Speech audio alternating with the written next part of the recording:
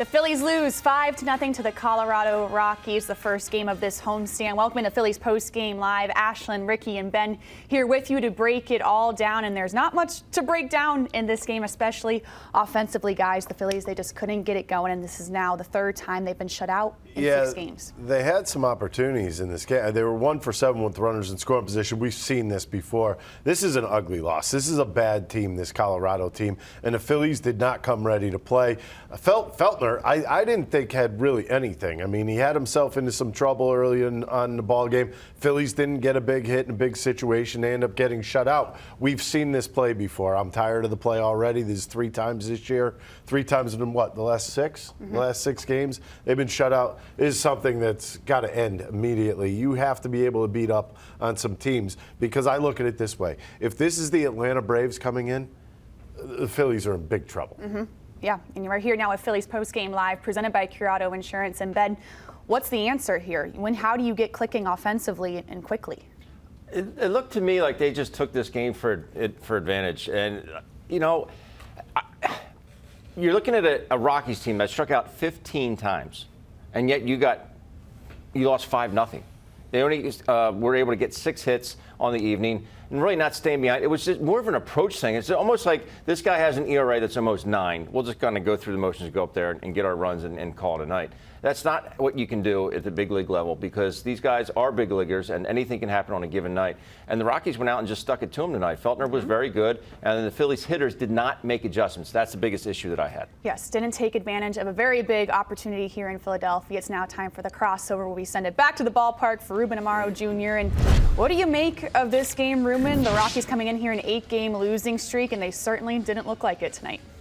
Yeah, I always get scared when there's teams that come in with losing streaks, because you never know when they're going to come out of it. But the Phillies just didn't, offensively just didn't get it done tonight.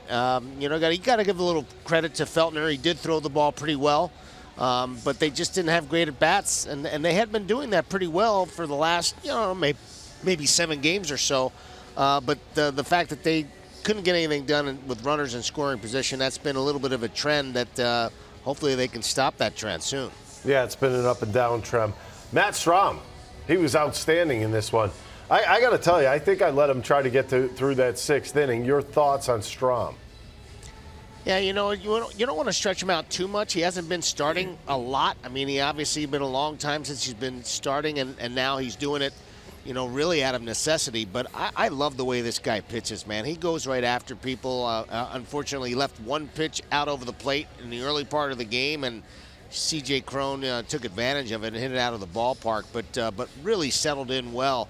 A little bit like Bailey Falter's last start in Cincinnati, where he gave up 3 runs early and ended up getting 7. The Phillies just kind of fell flat after that and couldn't really get anything going offensively, unfortunately, to support him. You almost call it a gimme, and I think the Phillies thought that as well. Every time you seem to call it a gimme with the Phillies, any time of year, whenever you think they're going up against somebody that they should whitewash, this happens every single time. And it's something that's a little misunderstood. I mean, I understand Feltner came in, he had good movement on his pitches. I will give him that much. I think Ruben's given him a little bit more credit than I would. He walks guys, he gave up some hits. He kind of weaseled his way out of a couple situations that could have gone bad for him. But he got out of those situations. And do I look at him and say, well, he pitched like Cy Young tonight? No. I look at it and I say the Phillies let him off the hook too many times. This is a guy that if you got to him early, think about this for a second. He let 26 runners on in his last 13 1/3 innings coming into this game. I mean, he's putting runners on at will. So, I mean, this is one of those guys that you should have lit up like a Christmas tree. You didn't get the job done. And that's the bottom line is you lost the game. You just said it, 8.78 ERA to start this ball game. It really is a lesson to be learned, whether you're in Little League, whether you're at the big league level. You just can't take anyone, for granted at the big league level. And this is just something that it is a game. It's not if you're bigger, stronger, and faster, you will win. That's not the way it works in the great game of baseball. And again, the approaches were the issue that I had tonight. And they just obviously didn't get it done tonight. It was just 6 hits. Just not a lot of traffic on the bases tonight. The other thing, I'll work this in with you. I just jumped in. Go ahead. Sorry. But I was just thinking about this. 2 violations by the Phillies in the box tonight for timing violations. And they were both pretty blatant. I think they were obviously both against the rules. Is that just something that timing? Is that a timing thing that they couldn't get down tonight? I think it's just a lack of concentration, to be honest with you, Ricky.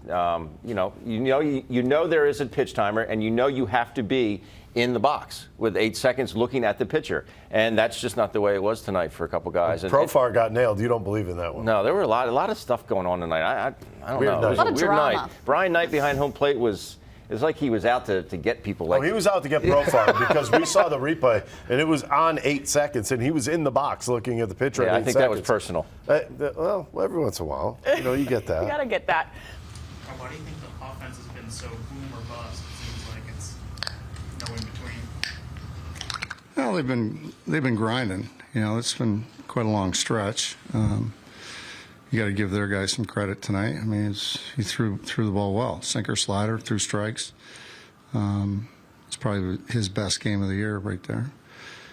Yeah, we just need to keep grinding away and come back tomorrow and get after it again. Are you concerned at all about Bellotti? He's pitched a lot, right?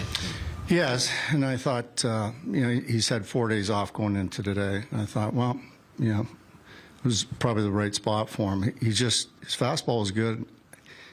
He's just not getting swing and miss on his slider right now. So it's probably location related. But I trust him a lot. He's gotten some big outs for us.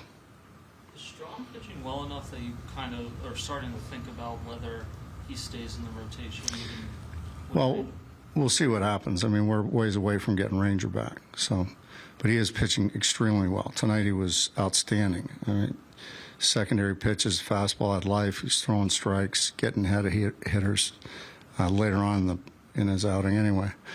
Yeah, he's really throwing the ball well. Who's getting him there? It's just because 82 pitches. Yeah, that was basically his pitch count right there on Crone.